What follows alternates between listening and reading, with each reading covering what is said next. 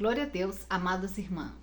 Aqui é a missionária Marta. Hoje, 18 de junho de 2025. Vamos continuar falando a respeito dos touros de Baçã, a respeito da profecia de Baçã, a respeito desse príncipe que Daniel 9 fala que há de vir. É um príncipe que sairá de um povo, tá? Estamos revelando a etnia desse anticristo, desse príncipe que vai vir, tá? Analisando as profecias, vamos ver vários versículos que vai falar a respeito de Baçã, que vai falar a respeito da destruição de Baçã. Compreende? E aí podemos compreender o porquê, tá? Nós não estamos aqui pregando contra pessoas, tá? Ou contra uma religião específica. Nós estamos analisando a palavra do Senhor em relação às profecias, analisando o Corão também em relação à Bíblia, em relação às profecias, tá? Para trazer claridade à nossa mente, poder compreender o que a Bíblia fala a respeito desse príncipe que vai vir, tá?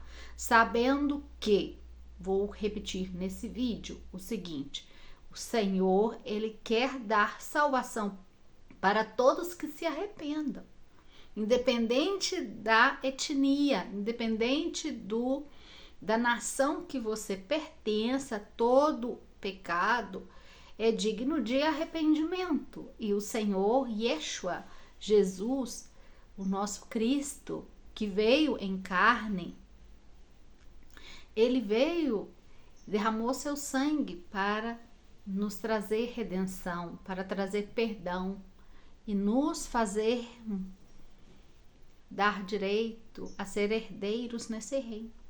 Glória a Deus, aleluia. Por isso, nós vamos analisar dentro da profecia bíblica, porque vários profetas falaram a respeito de Baçã. Vários profetas falaram a respeito desse príncipe que vai vir, usando outras palavras. Baçã em hebraico romanizado significa Rabashan, em latim Baçã, que significa planície fértil sem pedras. E essa é a planície fértil sem pedras, tá? É muito fértil esse lugar. No entanto, você vai ver alguns profetas falando a respeito das vacas gordas de Baçã, que dão muito leite, e dão manteiga, muita manteiga. E falando a respeito do mel de Baçã, por causa das flores, das plantações e da produtividade de Baçã. Então é uma terra fértil. E você vai ver, por exemplo, Isaías falando a respeito, quando fala a respeito de João Batista, para anunciar o João Batista, porque ele é anunciado também, falando a respeito de Emanuel, do nosso Cristo que vai vir. Faz uma referência ao João Batista que come leite e mel, está falando do leite e mel de Baçã também. Então você vê em um único versículo anunciando Emanuel, tá? Este que terá o nome Emanuel, ele mamará leite e mel até que saiba escolher entre o bom e o mal.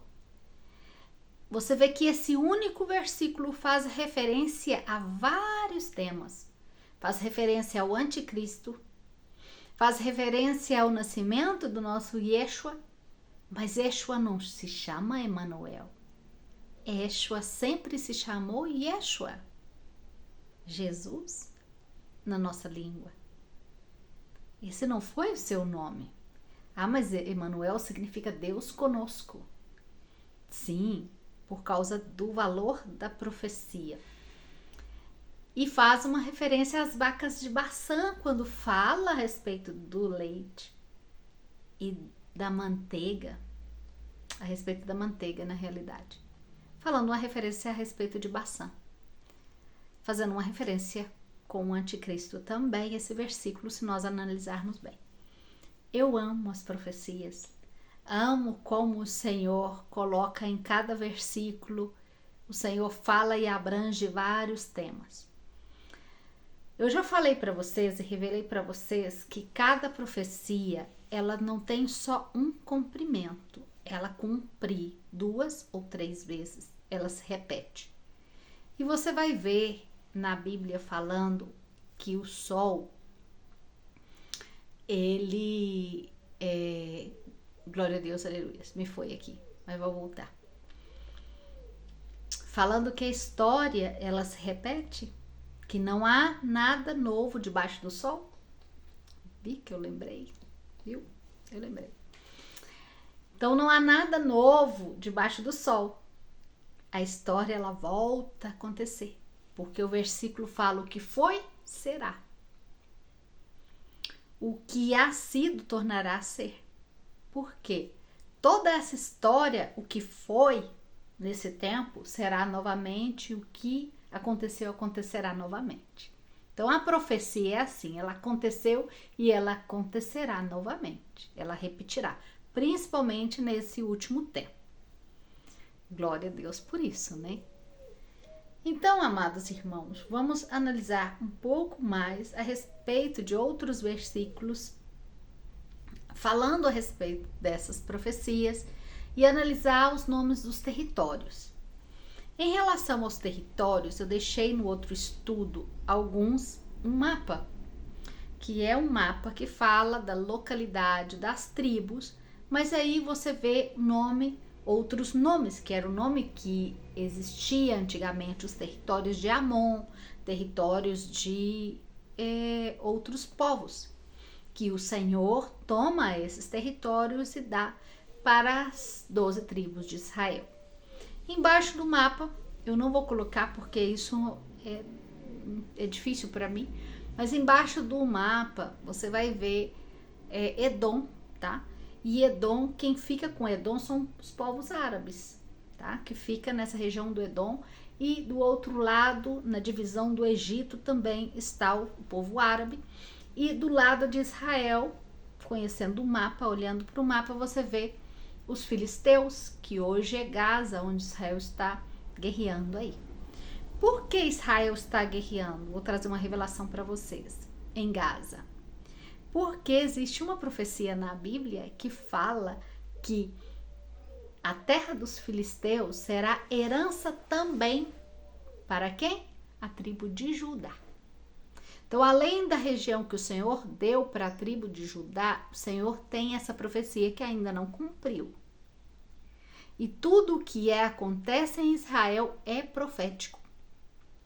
Israel não vai fazer nenhuma movida que não esteja dentro da palavra do Senhor, que não esteja escrito, tá? Que não esteja determinado pelo Senhor que faz.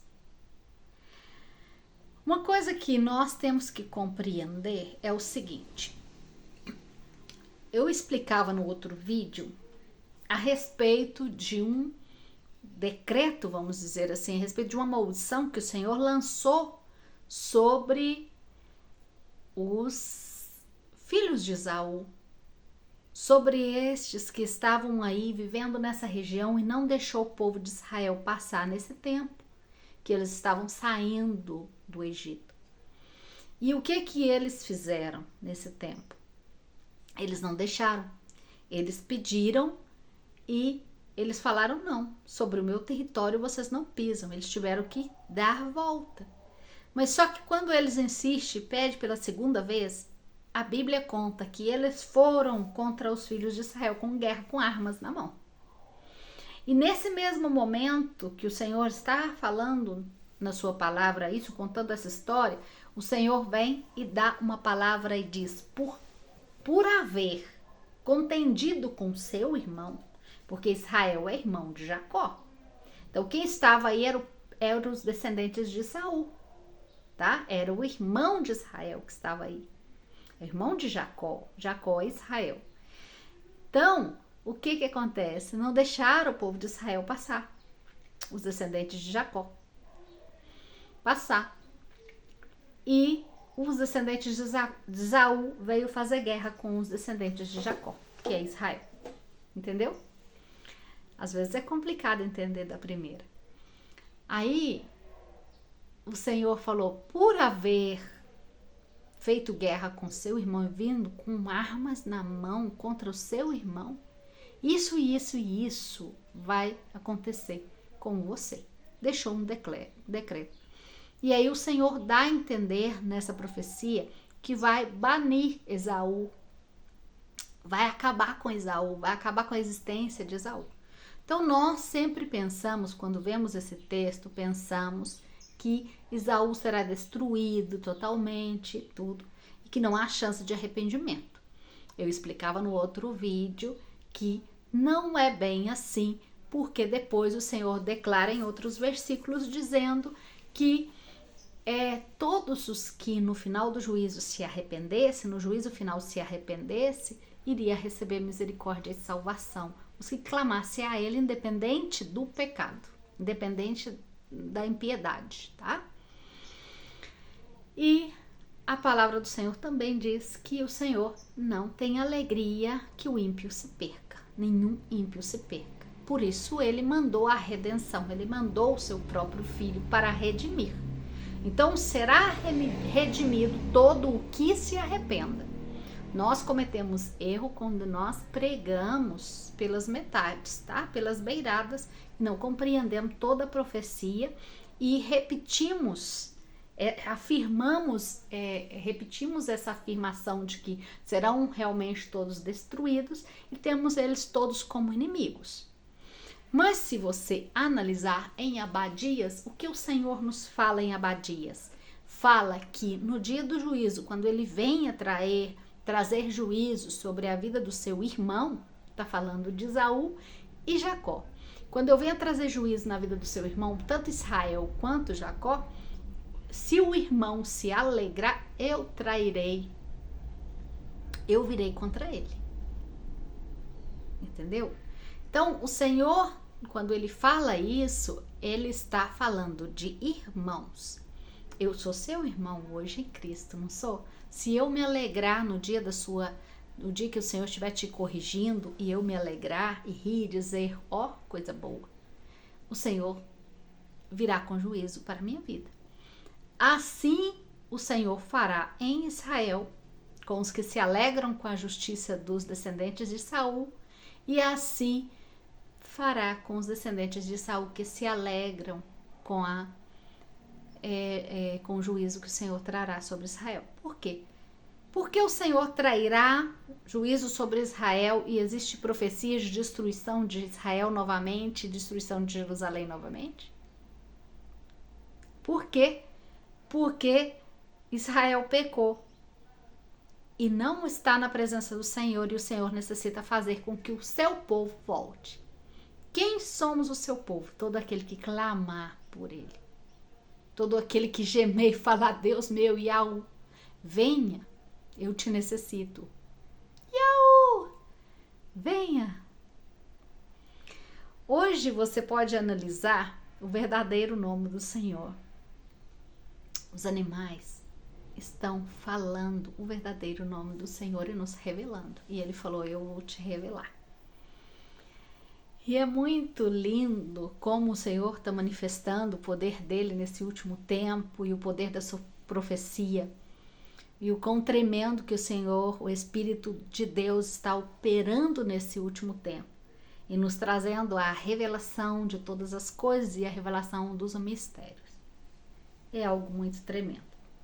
Então, por isso eu falo e repito.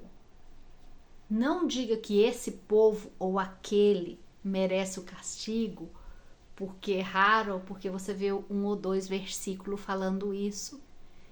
Por que adiantaria a redenção do Senhor se ele já tivesse definido a não salvação e a salvação para outros? Compreende? Tá. Então vamos continuar. Em Gênesis 14, 5 diz assim: onde é dito que Quedolaomer e os seus aliados feriram aos refaíns em Asterote Carnaim. Que nome difícil, hein? E espero que esteja tudo certo em português. Em Og, tá certo sim, rei de Bassã, residia no momento da entrada de Israel na terra prometida. Og foi quem saiu contra eles, porém foi completamente derrotado. Lembra que eu falei do rei de Og? O rei de Og em Bassã. Então, foi aí que ele foi completamente derrotado e Abraão liberou a Ló. Isso está escrito em Gênesis 14. Eu falei no primeiro vídeo, mas eu não trouxe os versículos. Aí você pode ver. No versículo 1, 2, 3, aí adiante. Eu vou ler para vocês, para trazer mais ou menos uma ideia. É difícil é muito difícil os nomes, tá? Aconteceu que nos dias de Anrafel, rei de Sinar, Irioque, rei de Elazar, Kedorlaomer, rei de Elã. Aí você vê Elã aparecendo, você vê os profetas profetizando sobre Elã também, tá? Então você vê esses nomes aparecendo, por quê? Por causa dos reis que existiam na época e eram maus, e a maioria dessa região estava dominada por gigantes, os filhos de Néflis, tá? De Gênesis 6, filhos dos anjos caídos com as mulheres nessa época. Rei de Tidal, de Goim, que estes fizeram guerra contra Berra, rei de Sodoma, contra Birsa, rei de Gomorra, contra Sinar, rei de Adama. Então, esses homens fizeram guerra contra o rei de Sodoma e Gomorra. E contra Semeber, rei de Zaboim, contra o rei de Bela, a qual é Zoar. Todos esses se juntaram no vale de Sidim, que é o mar salgado, o mar morto aí, né? Mar salgado, perto do mar salgado. 12 anos haviam servido Kedorlaomer e no 13º eles se rebelaram. Então, 12 anos eles fizeram aliança com esse rei e esse rei estava sobre eles, igual hoje. É Estados Unidos e todas as nações aliadas dos Estados Unidos. De uma certa forma, todas as nações que são aliadas dos Estados Unidos, porque os Estados Unidos é mais forte, servem aos Estados Unidos, tá? Estão por baixo, estão assim nos pezinhos dos Estados Unidos, tá? E aqui estava acontecendo a mesma coisa. E fala o seguinte: e no ano 14º veio esse rei Kedorlaomer, e os reis que estavam da sua parte derrotaram os refaitas em Astorote, e aí fala as regiões. E os heróis no monte de Seir, até o Parã, que está junto do deserto. Então, eu tô falando a dimensão da guerra. Fala que eles devastaram todos os países dos amalecitas e também dos amoreus, que habitava em Azezon-Tamar.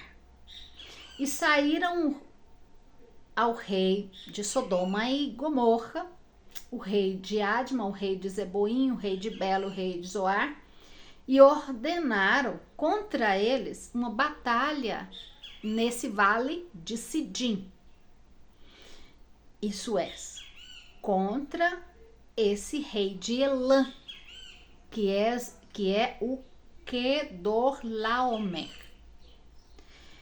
E aí fala os outros reis que estavam ao seu favor. No total, eram 5 reis. Era 4 reis contra 5 reis.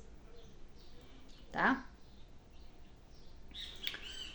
E aí, o que acontece? Os reis de Sodoma e Gomorra fugiram Alguns dos reis caíram e outros fugiram para o monte. E aí eles foram atrás dos reis das riquezas e tomaram as riquezas dos reis de Sodoma e de Gomorra.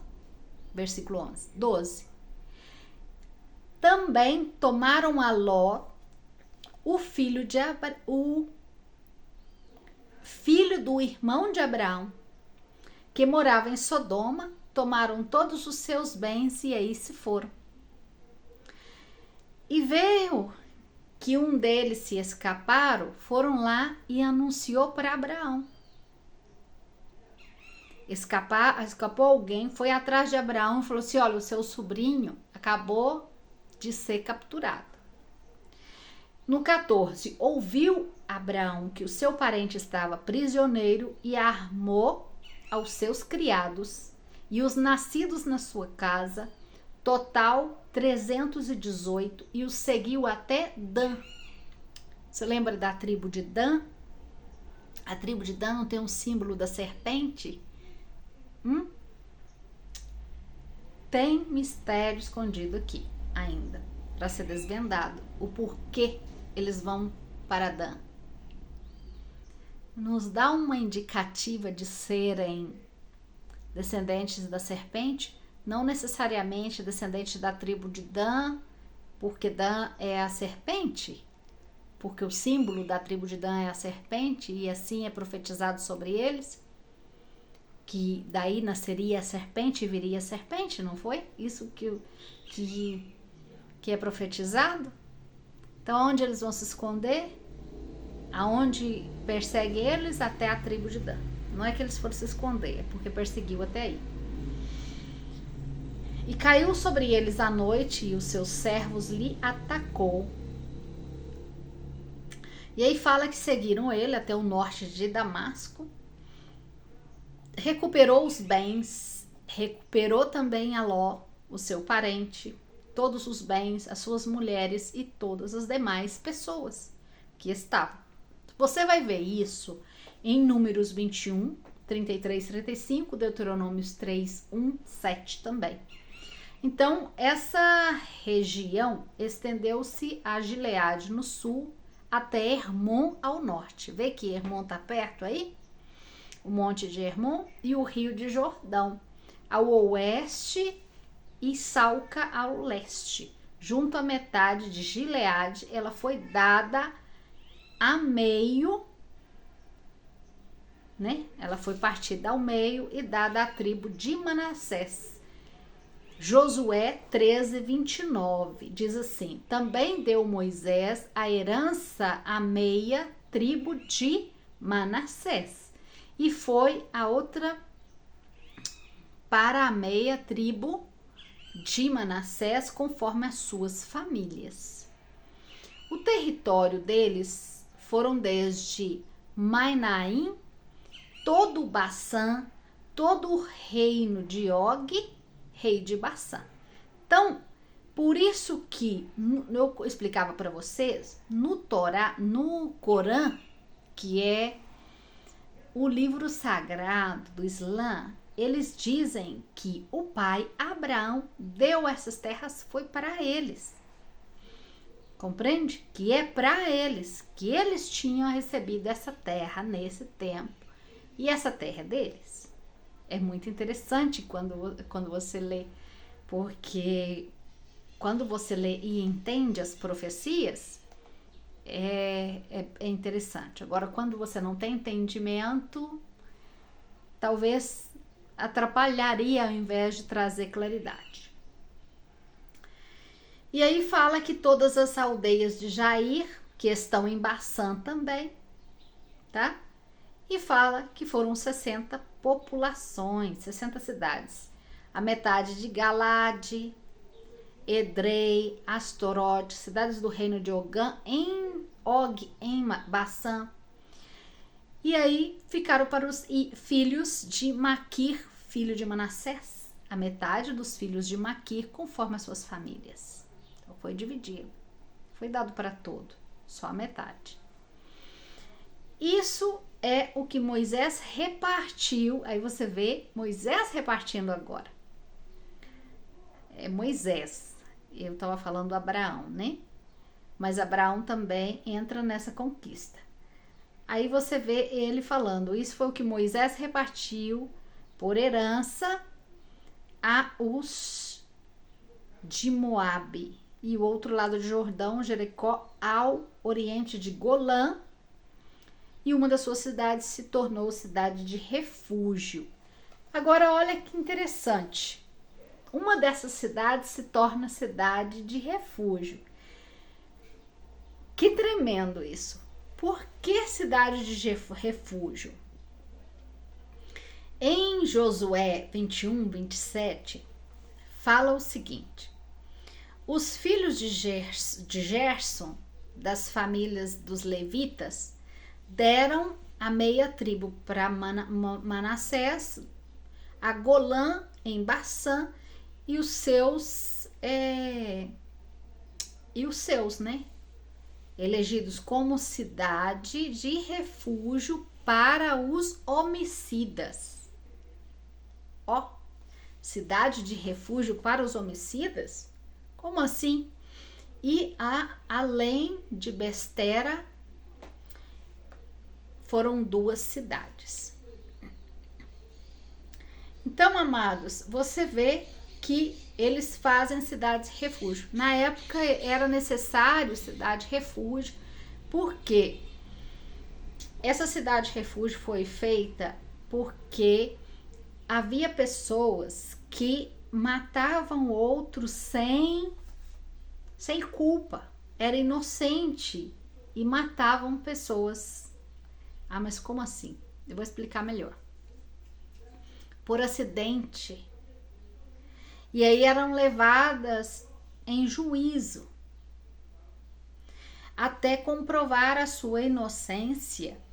E se essas pessoas foram encontradas antes do juízo, elas eram mortas, porque alguém acusava elas e dizia, olha, essa pessoa matou o outro aí, não sei o quê, e aí iam lá e matavam ela. Então, onde eles teve a necessidade de criar uma cidade escondida, de refúgio, aonde essas pessoas entrassem nessa cidade, colocou uma lei, entrou dentro dessa cidade, ela não pode ser tocada antes dela ter o juízo, porque ela tem o direito de ir num tribunal e se defender. Então, vocês não podem matá-la. Não podem considerá-la culpável antes do juízo. Então, amados, pegando dentro dessa visão, assim é o nosso Deus também. Antes do juízo, ninguém vai ser condenado à morte. Tá? Isso que o Senhor nos fala através dessa palavra de Josué. Então, você vê que todos os atos que é feito no Velho Testamento são proféticos e nos mostra e nos revela mistérios e revela segredos do Senhor. Então, isso é o que o Senhor nos fala. Assim como essa cidade refúgio foi construída, ninguém é condenado a uma morte eterna sem antes passar pelo juízo. Então, isso que o Senhor estava usando Moisés para fazer, porque o Senhor pediu, porque foi o Senhor que pediu para que ele construísse as cidades refúgio.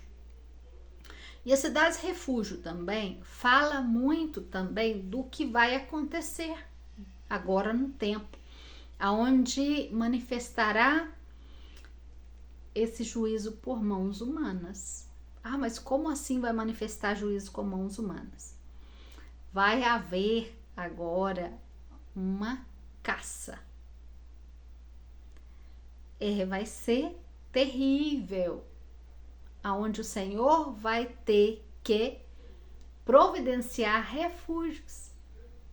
Por isso Apocalipse 12 fala que a mulher é guardada antes da manifestação do anticristo. Porque quando o anticristo manifesta, ele não vem para te dar carinho. Ele vem para perseguir a igreja, o povo de Deus, e para matar. Compreende? Então você vê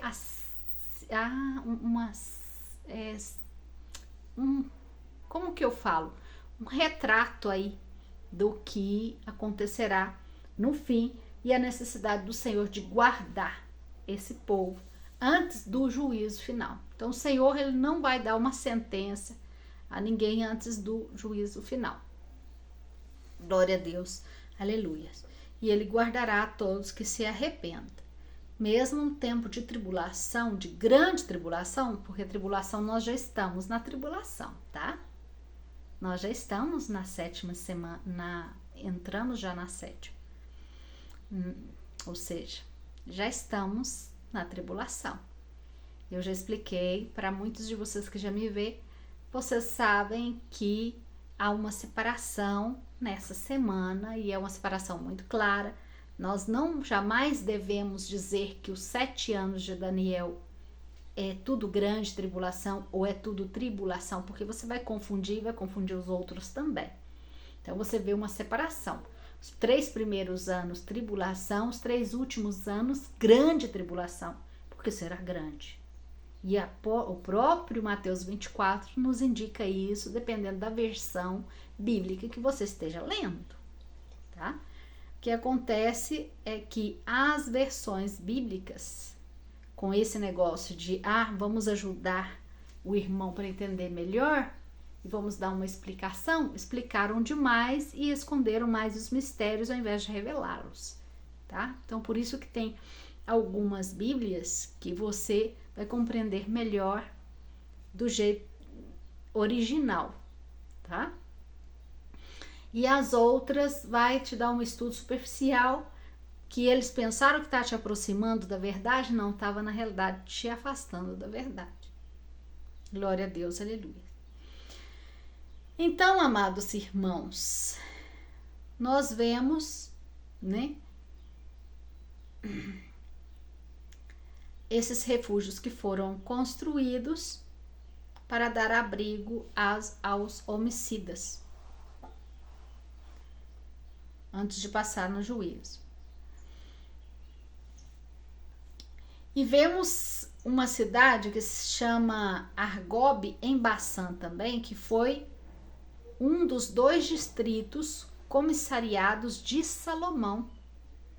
Em 1 de Reis 4:13 fala, aí vamos ler. O filho de Geber em Ramote de Galade, este tinha também a cidade de Jair, filho de Manassés, as quais estavam em Galade. Tinha também a província de Argob, que estava em Bassã, 70 grandes cidades com muros, com fechaduras de bronze.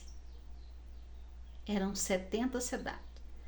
E as cidades de Bassã, elas foram tomadas por Azael, em 2 de Reis 10:31 para frente. Diz assim: mas Jeú não cuidou de andar na lei de Jeová, de Israel, com todo o seu coração, e nem apartou dos pecados de Jeroboão, ele que havia feito pecar Israel. E naqueles dias começou Jeová a cercar o território e derrotou a Azael por todas as fronteiras, desde Jordão ao nascimento do sol, e toda a terra de Galade, Gade, Rubem, Manassés, e desde Aroé até junto ao arroio de Arnon, até Galade e Bassã. Porém, pouco tempo depois foram reconquistadas por Jeoás. Então você vê que o território passa por várias conquistas, tá? Vai passando por várias mãos. Em 2 de Reis 13:25, fala que o Joás, filho de Joacás, ele volta, né? E toma a mão de Ben-Hadad, filho de Azael, as cidades que havia tomado na guerra, da mão do Joacás, o seu pai. 3 vezes ele derrotou ele e restituiu as cidades a Israel. Então aí devolve as cidades para Israel. Eles vêm, tomam as cidades de Israel de novo e devolve as cidades para Israel. Você vê essas lutas. E aí você vê que restituiu a Israel, mas aí você vê que superou os sírios em 3 batalhas de acordo com a profecia de Eliseu 19. E a partir dessa época, Bassã quase desapareceu da história, mas apesar de lermos sobre os gados selvagens dos seus ricos pastos em Ezequiel 39, 18. Aí vamos falar a respeito das vacas gordas, de novo. Então, quase desapareceu. Assim como a descendência da serpente quase desapareceu, mas não desapareceu. E muitos irmãos não compreendem. Eu não sei se eu fiz essa pregação em português. Se eu não fiz, eu peço desculpa. Mas muitos irmãos não compreendem. E se eu fiz, é bom ver. É muito mistério, é muita revelação, glória a Deus por isso. É tremendo saber essas coisas. Muitos não compreendem que houve o dilúvio e se salvou só a família de Noé, tá? Se salva só a família de Noé. Mas aí a descendência da serpente ainda continua. Os descendentes de Caim ainda continuam. A maldade ainda continua. E por quê? Tá? Eu faço um estudo sobre isso tremendo e falo que o Senhor me revela a respeito disso. Eu estou muito complicada com o tempo, tá? Mas se o Senhor coloca em mim, o Espírito do Senhor me ministra para trazer essa palavra novamente, eu vou trazer em nome de Jesus. Se eu pudesse, eu ficava gravando. Mas é o tempo que o Senhor me dá para fazer entre todas as coisas que eu tenho que fazer. Amém? Vamos ler a profecia de Ezequiel 39. Vamos começar pelo 17. E você, filho do homem, assim ha falado Jeová. Fala a todas as aves de todas as espécies e todas as feras do campo. Venha, juntai, reuni-os de todas as partes, a minha vítima que sacrifico para vós outros. Um sacrifício grande sobre os montes de Israel. Escuta bem. Um sacrifício grande sobre os montes de Israel. O Senhor está falando que vai sacrificar para todas as aves do céu comerem carne e beberem sangue. Ai, ai, ai. Deus meu, que forte. Comereis carnes de fortes. Ó, fazendo uma referência aos fortes. Está falando, fazendo uma referência aos valentes, dependendo do versículo, dependendo da tradução, é valentes. Comerá sangue e beberá sangue de valentes. E quando se refere aos valentes de Bassã, os touros gordos, valentes, ou chama eles também de leão, as profecias os chamam de leão ferozes também, tá? Está fazendo referência a esses fortes que não voltam para trás. Está fazendo referência a esses touros de Bassã. E aí fala assim: e bebereis sangue de príncipes da terra, de carneiros, de cordeiros, de macho cabrio. Aí o macho cabrio, o que te lembra? Não lembra a profecia que fala a respeito do macho cabrio? E o macho cabrio não faz uma referência a Satanás? De bois e de touros engordados todos em Bassã. A própria profecia fala. Está falando dos de Bassã. Comereis grossura até saciar, e bebereis até embriagar o sangue das vítimas que sacrificarei para vocês. Está falando que sacrificará esses para as aves. Qual que é o versículo que conecta aqui? Quando o Senhor termina de resgatar a todos os que são para a salvação, que o nome está escrito no livro da vida, e que não negou a ele, porque muitos vão negar e vão estar junto com os touros de Baçã. Os touros de Baçã, estamos falando de como que eu falo? Deus meu, é até difícil de pregar a respeito disso. Os touros de Baçã está falando de pessoas, tá? Que não vão, o Senhor já sabe que não vão voltar para Ele. Que tem convicto que o Deus deles é Satanás. Tá?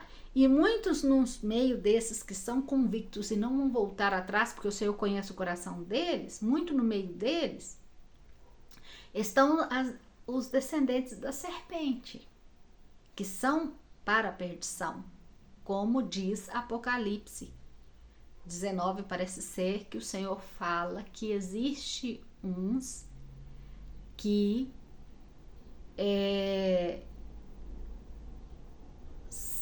não são para salvação, porque os seus nomes não estão escritos no livro da vida desde a fundação.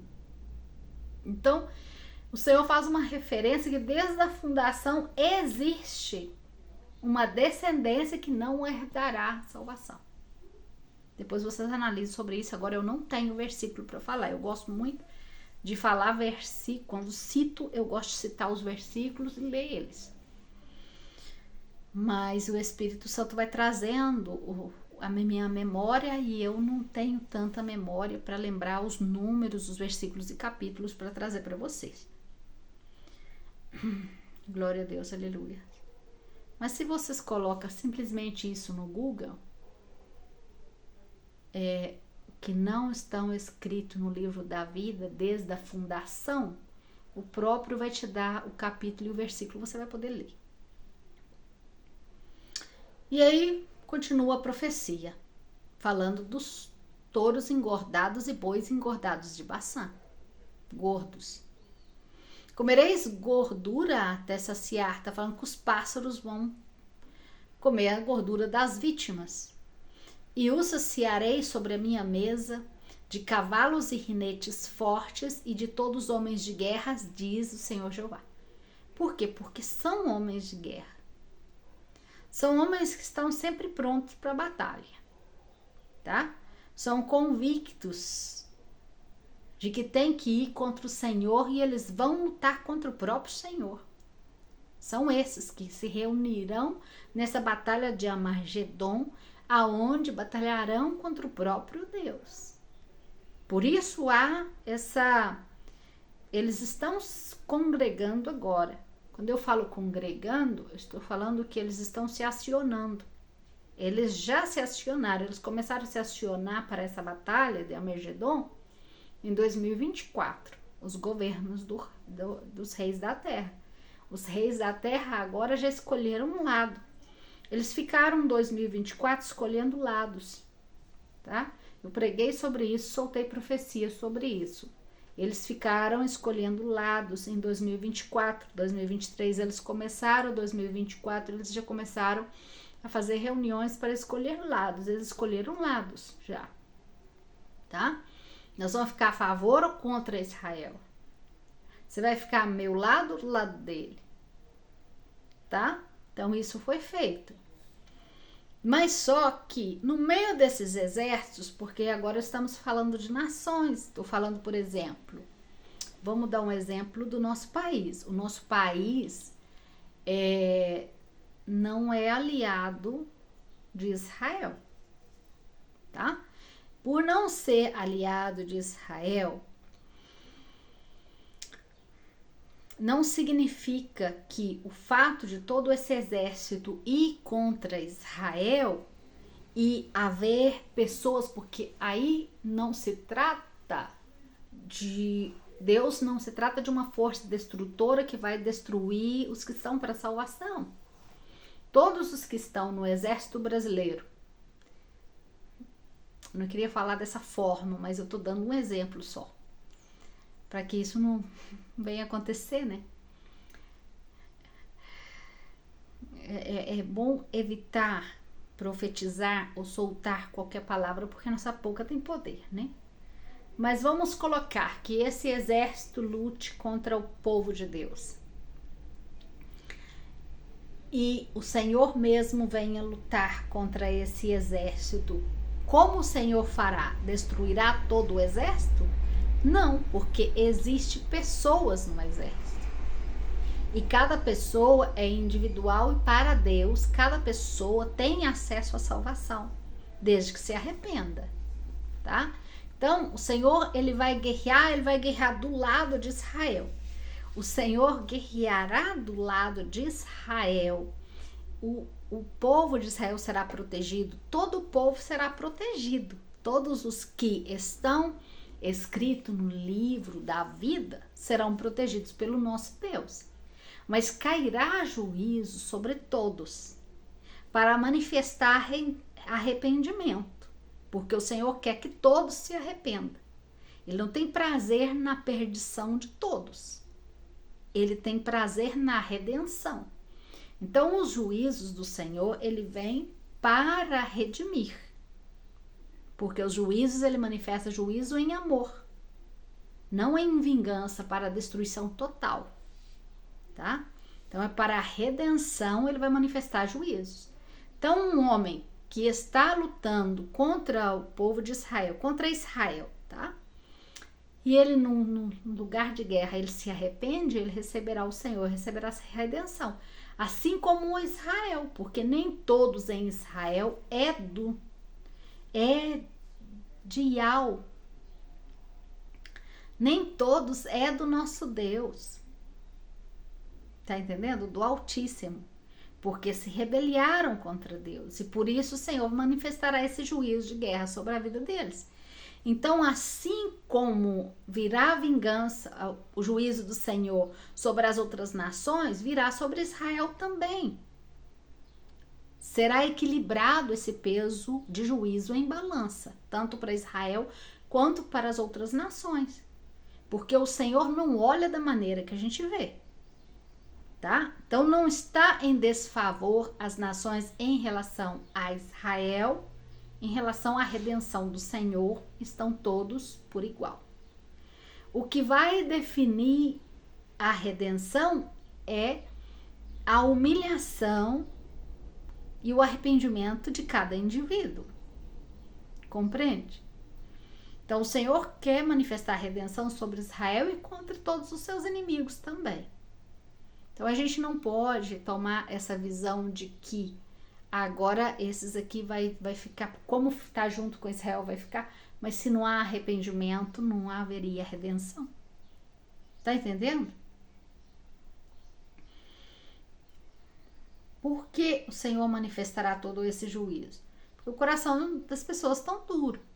O coração das pessoas estão pensando mais nos bens materiais, no que eu vou comer, no que eu vou comprar, na minha casa bonita, nos móveis. Então, o povo está desapercebido da presença do Senhor e da vinda do Senhor. Uma igreja fria, cheia de gente morna, que o Senhor vomitará. Então, o Senhor, antes de manifestar tudo, ele manda falar os profetas e depois manifesta o mal. Sobre a terra, ele sacode para poder acordar. Agora vai ter, se não acordou nesse último momento, aí desse momento passará para outro, que é a grande tribulação. Então, o Tessalonicense, parece que 2, fala a respeito que passaríamos pela tribulação. Paulo fala. O próprio Jesus declara falando que vocês são maiores do que o seu Senhor. Se o seu Senhor passou por tribulação, vocês acham que vocês são maiores que não vão passar? Ele faz esse questionamento. Ele passou por tudo isso e passou por morte. Quem você acha que vocês são melhores do que o próprio Senhor de vocês? Para não passar por tribulação? Então, quando pregam para vocês falando que a igreja não passará pela tribulação, é essa mentira, tá? E a igreja que está limpa, com as suas vestes limpas, tá? Embranquecidas, santificada, ela não passará pela grande tribulação. Mas os irmãos que estão nessa morneza feia, tá? Acha que ir na igreja já cumpriu com o Senhor, mas vive uma vida mundana. Ah, mas é uma vida mundana, vocês entendem como ir o carrete? Não, muitos crentes, às vezes são crente, tem perfil de crente, veste como crente, mas o coraçãozinho dele é bem mundano. As suas razões são mundanas. Então esses passarão pela grande tribulação porque não estão com as suas obras purificadas. Então passarão por purificação, por não purificaram ainda. Glória a Deus, aleluia. Então aí ele fala: eu colocarei a minha glória entre as nações, e todas as nações verão o meu juízo e o que eu farei. E a minha mão sobre eles eu coloquei, e aquele dia em diante saberão da casa de Israel que eu sou Jeová, o seu Deus. E saberão as nações que a casa de Israel foi levada cautiva pelos seus pecados. O que eu estou falando? Ela não vai ser levada e vai ser julgada e vai cair juízo sobre... Estou falando sobre a nação de Israel. Que vai cair juízo sobre a nação de Israel. Portanto, se rebelaram contra mim, e eu escondi o meu rosto sobre deles. E os entreguei nas mãos dos seus inimigos, e eles caíram todos à espada. Caíram em guerra. Olha a palavra que tremenda e como nos explica. Conforme a sua imundície, conforme a sua rebelião, eu fiz com eles. E deles eu escondi meu rosto. Portanto, assim diz o Senhor: agora eu voltarei à cautividade de Jacó, e eu terei misericórdia de toda a casa de Israel, e eu mostrarei zeloso pelo meu santo nome. Então aí, quando o Senhor os deixa cair, então virá esse juízo sobre Israel, virá destruição sobre Israel, o inimigo vai lutar contra Israel, essa guerra ela vai continuar, tá? Mas aí, num momento correto, o Senhor vai ter ciúmes deles. E o Senhor vai falar: agora chega. Agora acabou. Agora é comigo. Agora é comigo. Então, o que vai acontecer? Vou falar profeticamente agora. Vou profetizar e vou anunciar o que já está acontecendo e o que vai acontecer. Israel já está se convertendo. O Espírito Santo de Deus já está sobre Israel, trazendo muitos à conversão. O Espírito Santo de Deus já está sobre todo o Israel. E não só sobre o Israel, mas sobre os descendentes de Esaú, porque muitos que serviam no Islã estão se convertendo a Yeshua. Estão se derramando na presença pelo Espírito Santo de Deus, tremendamente na presença do Senhor. Soldados no meio da guerra, o Espírito Santo está dando sonhos, visões, revelações. Por quê? O que está escrito em Joel? Que o Espírito dele não ia derramar sobre a terra? E quem pensou que não iria derramar sobre esse povo? Se o nome deles está escrito no livro da vida. Ainda. Mesmo pecando, também tem direito à redenção, assim como nós tivemos. Tá entendendo? E agora haverá uma grande conversão ao Senhor do povo de Israel. E se converterá com muita mais força e mais poder que nós, cristãos. Porque muito cristão defende a fé cristã e às vezes até pisa e sapateia sobre Israel, como se o cristão tivesse mais valor por ter Cristo hoje. Desculpa falar dessa maneira, mas às vezes você vê isso como que, nossa, nós somos os privilegiados, nossa, tal, Israel pecou, não, Israel não sei o que. Mas Israel ainda é a menina dos olhos do Senhor. Israel é a raiz dessa árvore, tá? Nós somos só um galho enxertado. Fazemos parte. Somos. Mas Israel ainda é essa árvore, tá? Glória a Deus, aleluias. Então, não podemos nós sermos um galho enxertado e jactar contra a raiz. E rejeitar a raiz. Não podemos. Temos que aprender agora como interceder, como orar. Depois eu vou estar falando um pouco a respeito disso também, porque isso é importante para você, espiritualmente, e para todo o povo, todas as nações e principalmente Israel. Porque Israel foi esparcida sobre todas as nações, e se formos analisar a quantidade de israelita que há no mundo inteiro, espalhado, vamos assustar da quantidade que somos. Amém? Glória a Deus. Portanto, há dito Jeová, o Senhor, agora eu voltarei à cautividade de Jacó, terei misericórdia de toda a casa de Israel e mostrarei-me zeloso pelo meu santo monte. O que ele está falando aqui? O santo monte? O que eu falei na outra pregação para vocês?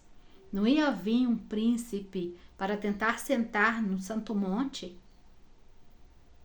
E o que o Senhor falou? Eu agora vou mostrar que eu estou zeloso pelo meu santo monte. Peraí. Então aqui está nos dando um tempo, mostrando um tempo. Que tempo que o Senhor irá fazer isso? Que tempo que o Senhor mostrará zeloso pelo santo monte? Então, está mostrando que é depois que acontece um certo juízo dele, ele manifesta um determinado juízo, depois ele vem e fala assim, agora chega. Agora vem cá, devolve o monte aí para mim, porque ele é meu e eu não permiti vocês colocar príncipe nenhum de vocês aí nesse monte, porque esse monte é santo.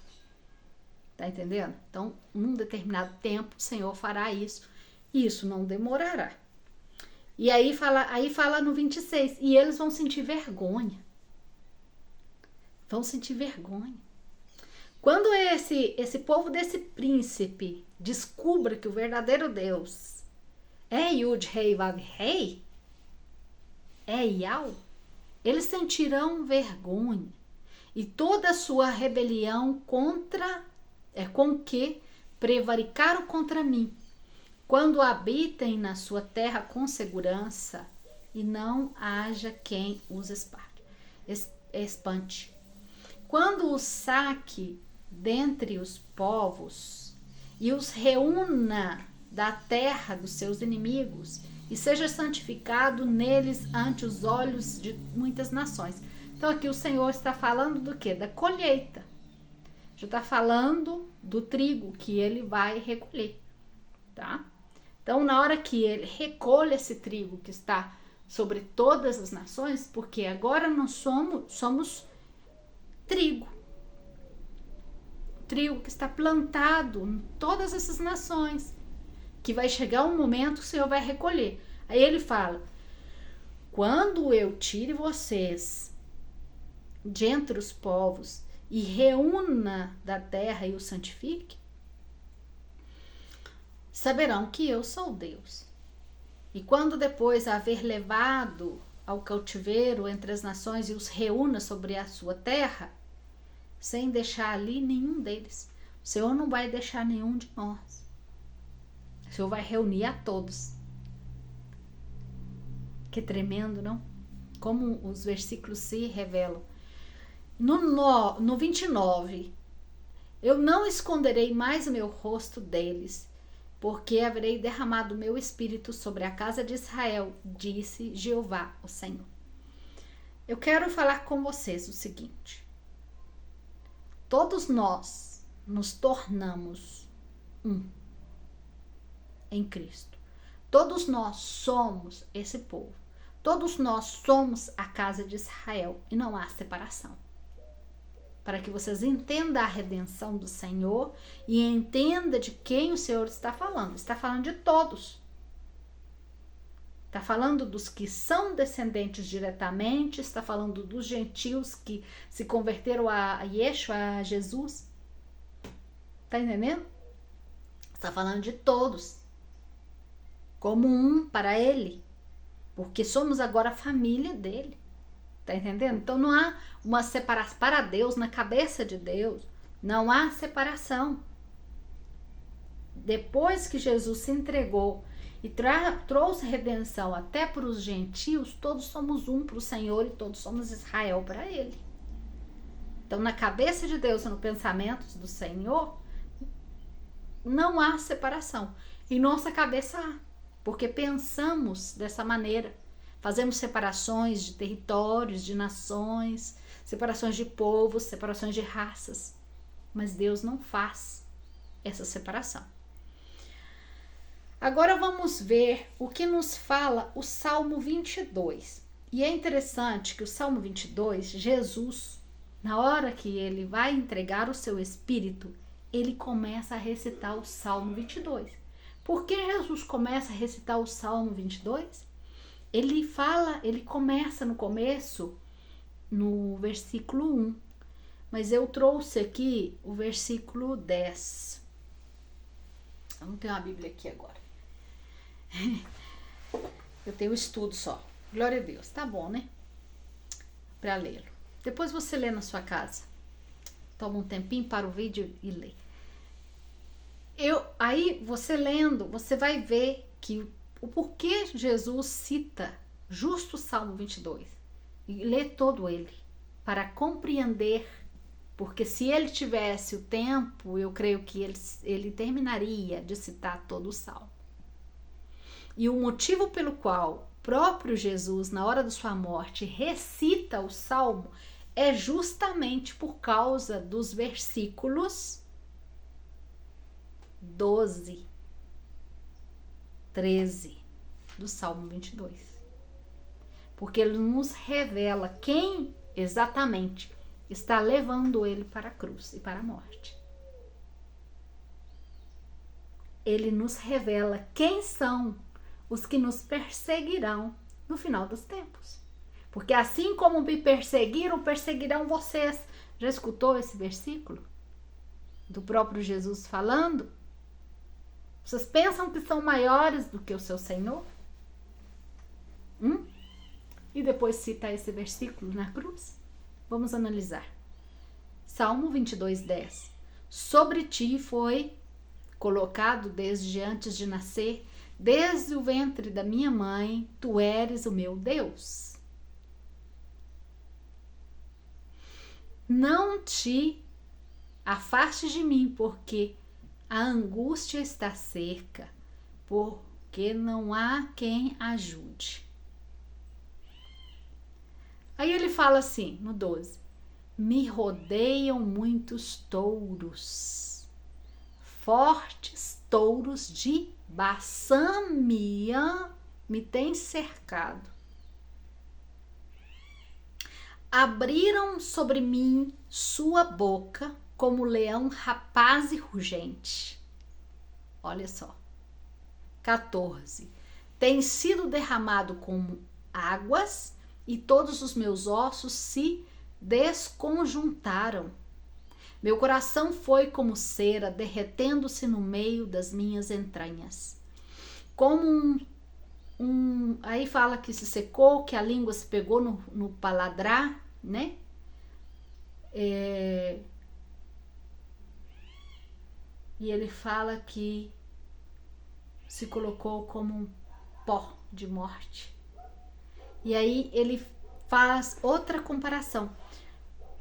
Porque os cachorros me têm rodeado, me cercam quadrilhas de malignos.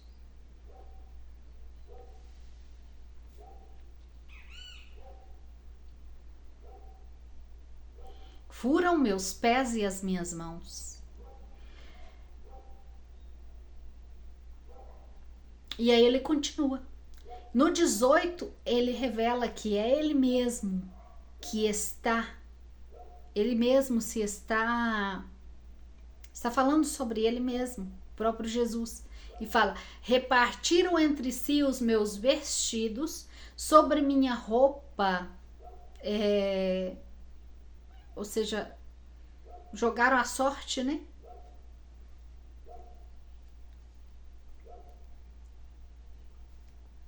Glória a Deus, aleluia.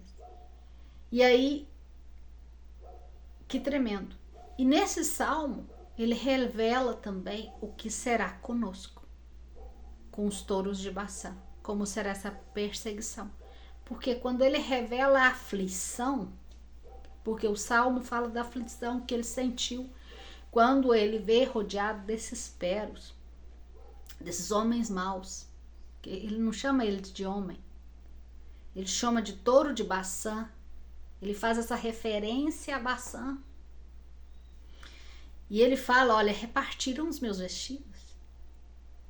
O salmista deixa claro tudo isso. E o próprio Yeshua Jesus faz questão de citar justo esse salmo, para nos mostrar esse mistério.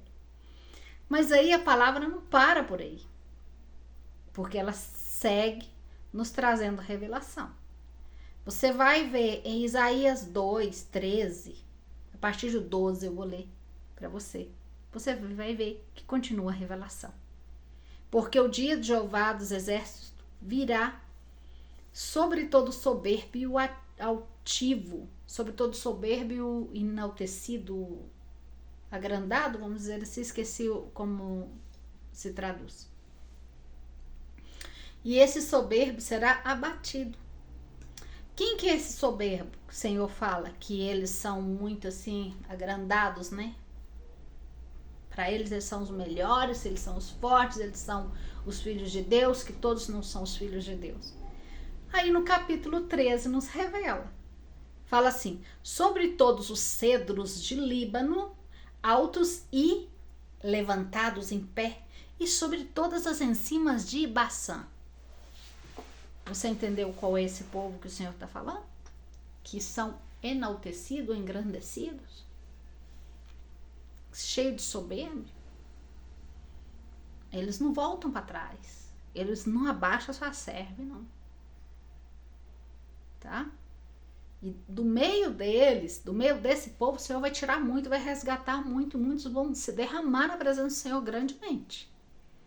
Mas esse específico povo, da cerviz levantada, eles não se dobram para o Senhor, não. Por isso que o Senhor o chama de Líbano alto, touros de Baçã. E aí fala no 14: sobre todos os montes altos, chama eles também de montes altos. E sobre todos os coiados elevados, sobre toda a torre alta, os chama de toda a torre alta. E faz uma referência à torre alta.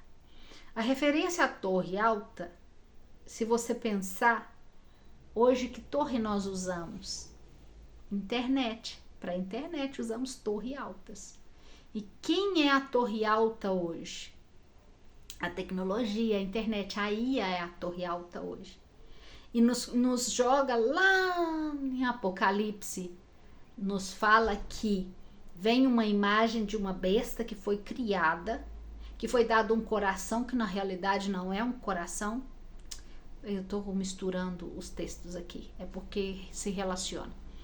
Em Apocalipse fala a respeito dessa imagem que é criada, que aí lhe dá fôlego de vida e ela começa a viver e ela manda marcar todo mundo, tá? E depois manda perseguir. Ela que manda marcar e perseguir. Mas só que Daniel também fala a respeito de uma besta com asas que voava, tá? Que estava no ar, depois se transforma em forma de homem. Então você vê um robô aí, imagem de um robô. Ela já não tem asa mais, ela tem asa, ela continua voando, né? Mas só que ela recebe um coração. Coração é o quê? Vida, né? Mas só que o coração, e aí ele fala que o coração recebe um coração.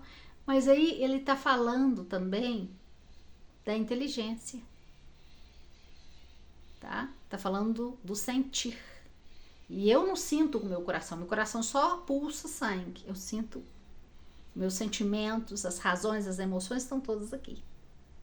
Então foi dado uma mente para essa máquina, uma inteligência, nos conectando a essa besta de Apocalipse com inteligência artificial que mandará marcar todo mundo. Então você vê que, e o que eles usam? As torres altas. Eles usam torres. As torres altas está relacionada ao que está no céu. As torres altas que está lá no alto, tá? Fazendo uma relação também às torres altas, a Torre de Babel. Porque a Torre de Babel hoje é a tecnologia, tá? Eles tinham uma tecnologia na época por causa dos príncipes, por causa do povo corrompido, né? Os descendentes dos anjos caídos que viviam e traziam tecnologia naquela época, e ensinava ciência e tudo mais naquela época. Então, por isso eles tinham conhecimento. Eles tinham conhecimento, por isso que eles queriam subir. Como que eles queriam subir? E por que eles queriam subir? No mesmo conceito que eles subiram hoje, tá? No mesmo conceito que eles subiram com essas torres hoje. Essas torres já estão no alto. E podemos chamar essas de torres. Glória a Deus, aleluia. Aos pouquinhos a gente vai compreender em nome de Jesus, tá? Quem não compreende todas as coisas que eu falo. E sobre todo o muro forte, sobre toda a nave de Tarsis e sobre todas as pinturas preciosas. Então você vê que a profecia ela te leva para um lado, ela te leva para o outro, compreende? E você sabendo a simbologia de cada palavra, você compreende o que está sendo falado. E fala da altivez, né? Da soberba do homem será abatida e a soberba dos homens será humilhada e só Jeová será exaltado naquele dia. Glória a Deus, aleluia. Meu Deus. Então é tremendo. Eu tô só na metade desse aqui, eu estou só na metade da explicação. Por quê? Porque o Senhor tem a necessidade de falar tanto de Baçã. Eu tô na metade, eu nem falei todos os versículos. Tem aqui Ezequiel, tem Jeremias, tem todos os profetas falando do mesmo tema, do mesmo caso, de Baçã, dos touros de Baçã. Por quê? Porque ele está nos revelando o príncipe do povo, o príncipe desse povo que vai vir. Porque esse povo vai vir. Esse povo já está vindo. Mas só que vocês não estão vendo. Porque vocês veem nações. Vocês não veem o que está por trás desses governos e o que está por trás dessas nações. Porque nós vemos gente, vemos pessoas. Não vemos os espíritos movendo. Então, por isso, não temos uma compreensão melhor das profecias. Glória a Deus, aleluia. Amados irmãos, eu não gosto de fazer os vídeos muito grande para que cada um tenha o seu tempo de estudo também, para poder estar analisando junto comigo os versículos. Isso traz um crescimento muito grande para nós. Eu sempre faço isso. Quando o Senhor me diz, você pode ver esse vídeo, eu vejo, eu vou anotando e estudando junto com a pessoa, vou compreendendo se isso é verdade ou não, se isso está escrito na Bíblia ou não, tá entendendo? Então isso é muito importante, tá? Fazer, estudar, analisar, pedir o Espírito Santo, ter esse tempo de comunhão com o Senhor e ensinança, tranquilo, e deixar o Espírito Santo estar te revelando os mistérios, porque seguramente o Espírito Santo de Deus vai trazer revelar mistérios maiores que tem revelado a mim. Amém? Que o Senhor te abençoe e te guarde em nome de Jesus. Vamos estar continuando fazendo os vídeos. Continuando trazendo essas revelações, analisando em nome de Jesus. Um grande abraço.